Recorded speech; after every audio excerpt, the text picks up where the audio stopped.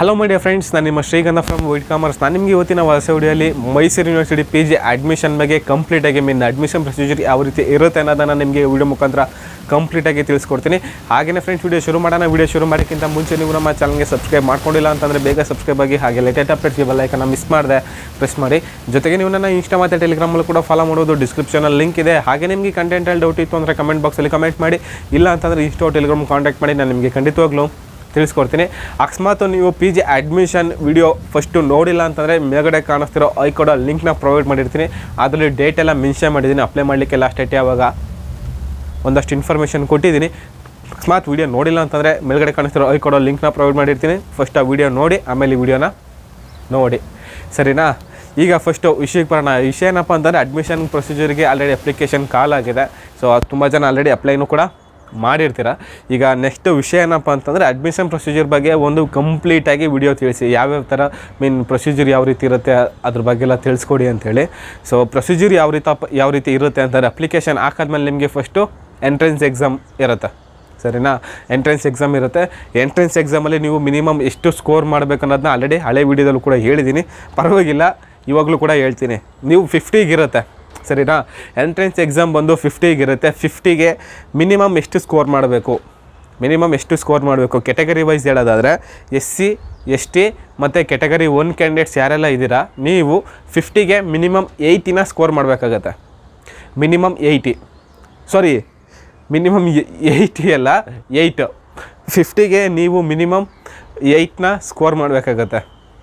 ನಾನು ಲಾಸ್ಟ್ ವಿಡಿಯೋದಲ್ಲಿ 80 ಅಂತಂದು ನನ್ನ ಮೈಂಡಲ್ಲೂ ಕೂಡ ಇನ್ನೂ ಹಾಗೇ ಇದೆ. 80 ಸದ್ಯ 90 ಅಂತ ಹೇಳಿವಲ್ಲ ನಾನು, ಅದು ಖುಷಿ ಪಡಿ. ಪರವಾಗಿಲ್ಲ, ಸಾಕು ಕಾಮಿಡಿ. SC ST ಮತ್ತು ಕೆಟಗರಿ 1 ಕ್ಯಾಂಡಿಡೇಟ್ಸ್ ಯಾರೆಲ್ಲ ಇದ್ದೀರಾ, ನೀವು ಮಿನಿಮಮ್ 50ಗೆ 8ನ ಸ್ಕೋರ್ ಮಾಡಬೇಕಾಗತ್ತೆ. ಹಾಗೆಯೇ OBC ಕ್ಯಾಂಡಿಡೇಟ್ಸ್ ಯಾರೆಲ್ಲ ಇದ್ದೀರಾ, ನೀವು 50ಗೆ ಮಿನಿಮಮ್ 9 ಸ್ಕೋರ್ ಮಾಡಬೇಕಾಗತ್ತೆ, ಸರಿನಾ? ನಾನು ಈಗ ಏನು ಮೆನ್ಷನ್ ಮಾಡಿದೆ, SC ST ಕೆಟಗರಿ 1 ಮತ್ತು OBC ಸ್ಟೂಡೆಂಟ್ಸು ನಿಮಗೆ ಒಂದು ಕಟ್ ಆಫು. ಹಾಗೆಯೇ ಅದರ್ ದೆನ್ ದಿಸ್ ಕ್ಯಾಟಗರಿ, ಈ ಕ್ಯಾಟಗರಿ ಬಿಟ್ಟಿನೂ ಬೇರೆ ಕ್ಯಾಟಗರಿ ಸ್ಟೂಡೆಂಟ್ಸ್ ಯಾರೆಲ್ಲ ಇದ್ದೀರಾ, ನೀವು 50ಗೆ ಮಿನಿಮಮ್ 10ನ ಸ್ಕೋರ್ ಮಾಡೋಕ್ಕಾಗತ್ತೆ.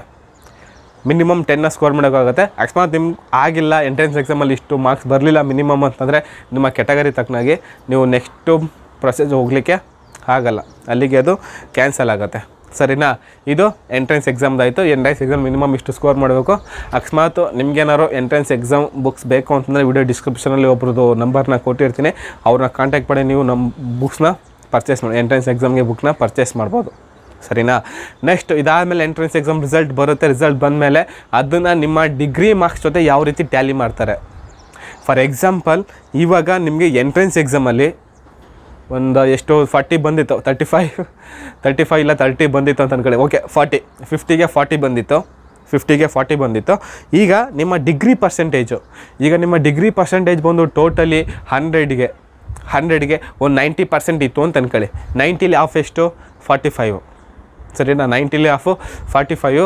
ಹಾಗೆ ನೀವು CETಲಿ 50ಕ್ಕೆ 40ನ ಸ್ಕೋರ್ ಮಾಡಿರ್ತೀರ. 45 + 40 85. ಈ ರೀತಿ ನಿಮ್ಮದು ಒಂದು ಪರ್ಸೆಂಟೇಜ್ನ ಕ್ಯಾಲ್ಕುಲೇಟ್ ಮಾಡಿ ಅದಕ್ಕೆ ಒಂದು ರ್ಯಾಂಕ್ ಲಿಸ್ಟ್ನ ಬಿಡ್ತಾರೆ, ಸರಿನಾ? ಇದು ಒಂದು ಸೆಲೆಕ್ಷನ್ ಪ್ರೊಸೀಜರು. ಮತ್ತು ಏನೇನು ಡಾಕ್ಯುಮೆಂಟ್ಸ್ ಬೇಕು ಅದ್ರ ಬಗ್ಗೆ ಎಲ್ಲ ಆಲ್ರೆಡಿ ವಿಡಿಯೋ ಮಾಡಿದ್ದೀನಿ. ನೋಡಿಲ್ಲ ಅಂತಂದರೆ ಈ ವಿಡಿಯೋ ಎಂಡಲ್ಲೂ ಕೂಡ ಪ್ರೊವೈಡ್ ಮಾಡ್ತೀನಿ. ಇಲ್ಲ ಅಂತಂದರೆ ಐ ಕಾರ್ಡಲ್ಲಿ ಮೇಲ್ಗಡೆ ಕಾಣಿಸ್ತಿರೋ ಪ್ಲೇ ಲಿಸ್ಟು ಕೂಡ ಅವೈಲೇಬಲ್ ಇರುತ್ತೆ, ನೀವು ಅಲ್ಲಿ ವಿಡಿಯೋ ಹೋಗಿ ಒಮ್ಮೆ ನೋಡ್ಬೋದು. ಯೋಪಿ ಗೈಸ್, ನಿಮಗೆ ವಿಡಿಯೋ ತುಂಬಾ ಇಷ್ಟ ಆಗಿದೆ ಅಂತ ಅನ್ಕೊಳ್ತೀನಿ. ಇಷ್ಟ ಆಗಿರೋ ಈಗಲೇ ಒಂದು ಲೈಕ್ನ ಮಾಡಿ. ಜೊತೆಗೆ ನೀವು ನಮ್ಮ ಚಾನಲ್ಗೆ ಫಸ್ಟ್ ಟೈಮ್ ವಿಸಿಟ್ ಮಾಡಿ ನಮ್ಮ ವಿಡಿಯೋ ನೋಡ್ತಾ ಇದ್ದೀರಾ ಅಂತಂದರೆ ಬೇಗ ನಮ್ಮ ಚಾನಲ್ಗೆ ಸಬ್ಸ್ಕ್ರೈಬ್ ಆಗಿ, ಹಾಗೆ ಲೇಟೆಸ್ಟ್ ಅಪ್ಡೇಟ್ಸ್ಗೆ ಬೆಲ್ ಐಕಾನ್ನ ಮಿಸ್ ಮಾಡಿದೆ ಪ್ರೆಸ್ ಮಾಡಿ. ಮತ್ತೆ ನಾನು ನೆಕ್ಸ್ಟ್ ವಿಡಿಯೋ ಸಿಗ್ತೀನಿ. ಅಲ್ಲಿಗೂ ಟೇಕ್ ಕೇರ್, ಬಾಯ್.